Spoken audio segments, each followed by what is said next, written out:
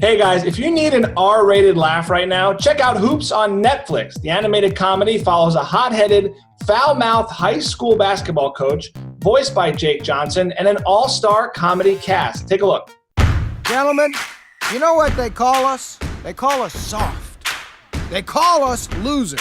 They call us boys. Who calls us boys? I've said it. Me and all of your parents. This show is ridiculous in all the best ways. Jake, what I want to ask you right off the bat, and I'm sure you get this a lot, might be the most foul-mouthed guy I've ever met in animated form. What was that like voicing that? How much of that was you coming out, like frustrations in the booth, and how much is the character in there? This was really just standing in the booth opposite a really funny actor like Cleo King or Ron Funches or Rob Riggle and just trying to make each other laugh.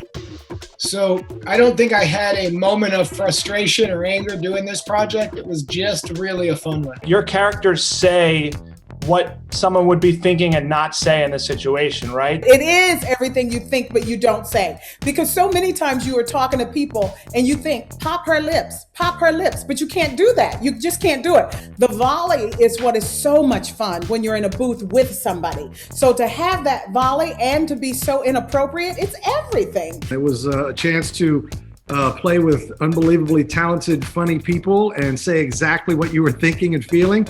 And the script was genius. And then even when there were things that weren't on the page, they allowed you to say whatever you wanted. And if it worked, it worked. Is there a lot of improv room in the booth? Each week we had this luxury that Netflix afforded us, like being able to do a table read and with the full cast or everyone that could be there. And it was great because it's almost like stand-up in a way. You got to see what worked, what didn't, play with it in the booth. So I feel like we kind of were able to test everything out in the same way you do stand-up. This is so relatable to my high school experience and probably so many people. Did you go back in time and think about your own and think about maybe a coach you had? Did that come out for you? I was born in 78, so the 80s and 90s, coaches were allowed to treat you there was atrocious behavior. It's funny to think of like how these people spoke to me when I was 12 years old.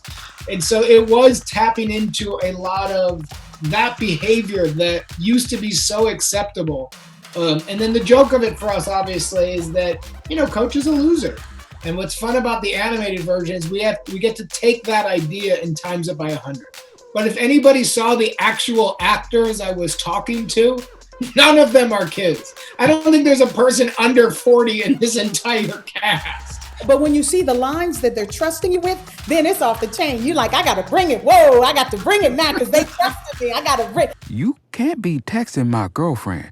You up every night. And Ron, the awkwardness with the relationship with you're dating his ex-wife. You are the ex-wife, Natasha. And what was the inspiration with voicing these things? Did you pull from anywhere? Well, for me, it was pretty easy. And Ben was a great director in the fact that he just was like, hey, just be yourself, lean into you and your voice. And any time that I had to restart, he would always go, oh, you're acting. Just talk like you. I was kind of doing an impression of my stepmom, and growing up in Illinois, I feel like there were also a lot of really bad relationships surrounding me. A lot of times when you do a show like this, they only want what's on the page because they're getting paid to write. They're not interested in your creativity. But then they do allow us to do both because, Jake gets to do what Jake does and Ben's right there too. So we get the best of both worlds when we get to do this one. Hoops is streaming on Netflix now.